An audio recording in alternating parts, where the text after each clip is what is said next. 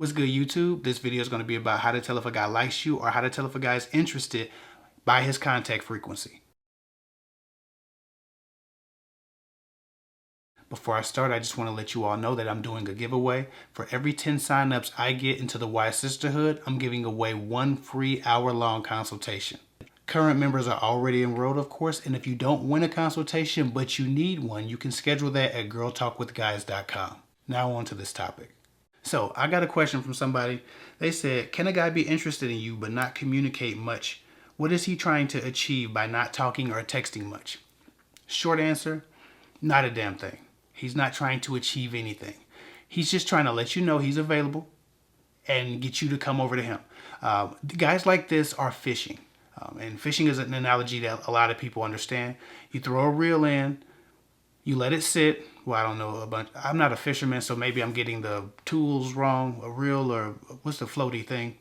Anyway, you throw that shit in the water, and then the floaty thing tells you when you caught something, right? So a guy might throw a DM at you. He might throw a compliment at you, and then you get hooked. Okay, he gets your number. He gets your contact information, right? Now, he doesn't feel like he caught you until you start contacting him. Again, this isn't all guys, but these are the casual daters. Again, we have to start separating men who have an intent to love from casual daters. And even casual daters can be good people.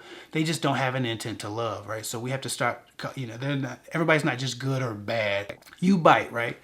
He feels like, okay, she's interested. So he tries to reel you in. So he texts a little bit. He flirts a little bit. He gives you some casual banter back and forth. He might deal in a lot of stupid, mundane, vague pleasantries. How was your day?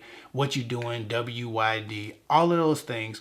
He's not really trying to connect with you. What he's trying to do is hook you into trying to connect with him.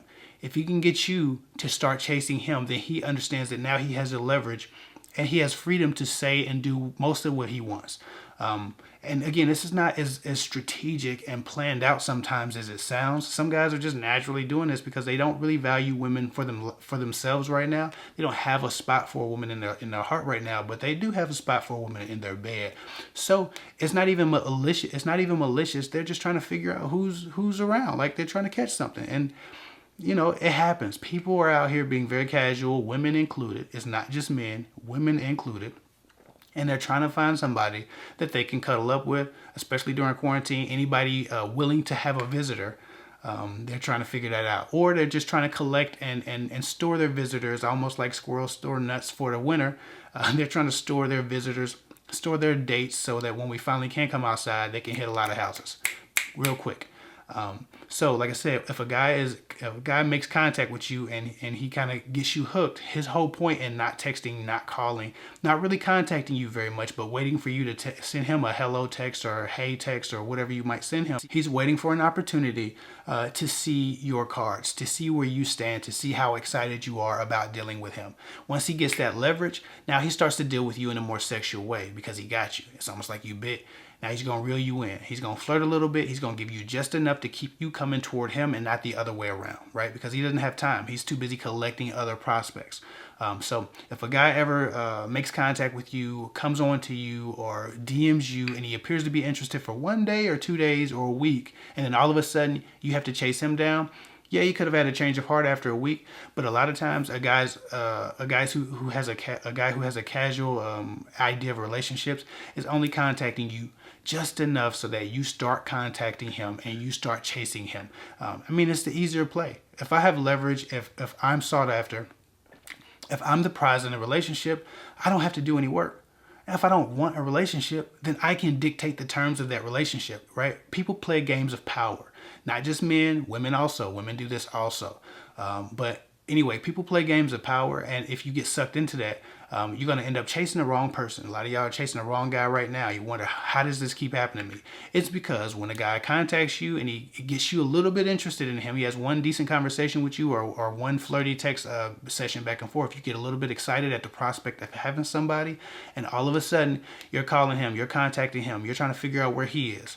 All he has to do is show up a little bit, give you some kind of gratification, some type of validation, whether it's compliments, whether it's, a come on to make you feel like you're somehow or another more important than other women. But he does that to make sure that he doesn't have to work for anything that happens.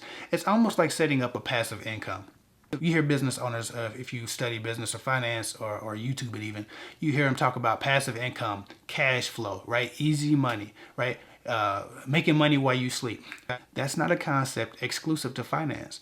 Most people like the work smarter and not harder model, right? And that's all the guy's doing when he stops his effort. It's before it even starts. He's just trying to work smarter, not harder, right? They say you catch more bees with honey. Why? Because that's working smarter, not harder. Guys do that. Guys pretend to want to get to know you, and then they force you to do all the work because, again, that's working smarter, not harder. I don't have to focus on you. I can focus on 4 or 5 women at a time, and you can all do the work, as opposed to me trying to think about sweet things to say, have different interesting conversations, remember the things that you told me, surprise you, be spontaneous, be exciting. I don't have to do any of that. All I have to do is excite you with the prospect of being with someone. If you're desperate enough, you'll come to me. Right? That's working smarter, not harder. That concept is in play in all parts of human society. Animals find ways to work smarter and not harder and to scale the results that they get. And that's all that is. It's just scaling the results that a guy can get. A lot of decent guys might do it. Decent women might do it. It's just something that people do to increase their results of success. A woman who's been tired of being single for a long time might talk to more guys because she feels like, why not? One at a time seems to waste my time. Let me talk to 3 or 4 at a time, right? You got to pull back because you can't split yourself into 3 or 4 different people. So you have to pull back a little bit. You have to draw in your effort and allow them to make up the difference. Right? Because it's easier on you and it's a harder process for you because you're tired of dealing with one person, giving them a few months and then nothing coming of it. So even decent people do this, men and women. So it's not necessarily something that you should always take personally, but it's something that you shouldn't bite on. If a person's not focused on you, you should move on to somebody who's focusing on you. You should move on to somebody who's at least splitting that bill 50-50, right? We always talk about who should pay for dinner, right? The guy should pay for dinner. But who should pay in attention? At some point, it should be 50-50, right? At first, the guy's supposed to be doing more, of course, but when you decide you're interested and he shows that he's qualified, you're supposed to meet people in the middle because people won't come forward forever. Understand this. When guys are infatuated with women, it's no different than when women are infatuated with guys. You think about that person a lot. There's nobody you want to talk to more than that person that you like, more than that person that's the object of your affection, more than your crush. If a guy knows he has access to you, but he's not contacting you, if a guy knows you want him to contact you, but he's not contacting you, he doesn't want anything. When we are infatuated with somebody, when we have a crush, there's nobody we want to talk to more. Guys and women aren't as different as they like to think they are, right? When a person is in love, there's some similarities between how we pursue love, not necessarily how we express it, but how we pursue it. And just like women, you want to talk to a guy, he's all you think about. Guys have that same thing. So when a guy wants to talk to a woman, he's going to contact her, he's going to poke her, right? He's going to text her, even if it's something vague. He's going to make sure he starts the conversation, and then he's going to engage the conversation. If he texts you, hey, and then he really doesn't engage in a great conversation, you get 4 or 5 basic general text messages, and then it's over with. He just disappears from the conversation or stops responding. He didn't want anything, but he might text you, hey, you text him, hey, and you're having a great stimulating conversation.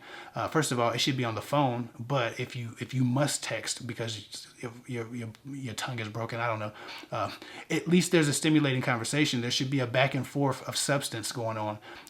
Those guys who are given that substance consistently, many are socialites and just enjoy talking to a lot of people, but some of them really have an intent to get to know you and they like the exchange of ideas. So it's always indicative of a guy's giving you that type of attention that he's interested. If he's not, if he's refusing, if he's vague, if he's short with you, he doesn't want anything to do with you outside of whatever benefit he sees in you. It could be sexual, it could be energetic, it could be financial, it could be just the feminine quality that women provide. Women are great company. Even if you're not having sex with them, they are great company. So depending on what he wants from you, he'll mitigate the risk and breadcrumb you to get to that, whatever that is. So it's your job to just stop talking to guys who aren't giving you attention. That's it. Anyway, that's all I got for now. Follow me at KevHick24 on Instagram. Share my videos if you think they're helpful, whichever ones you think are helpful. For some reason or another, Instagram has not been sharing a lot of my videos. My views are really low right now. I'm not sure what's going on, but I'm still going to keep giving y'all content. But do me a favor, if you love my channel, if you support my channel, if you want it to stick around, please share my videos. The share button is a lot nicer to me than the like button. The like button is great, but the share button is better. Sharing is caring.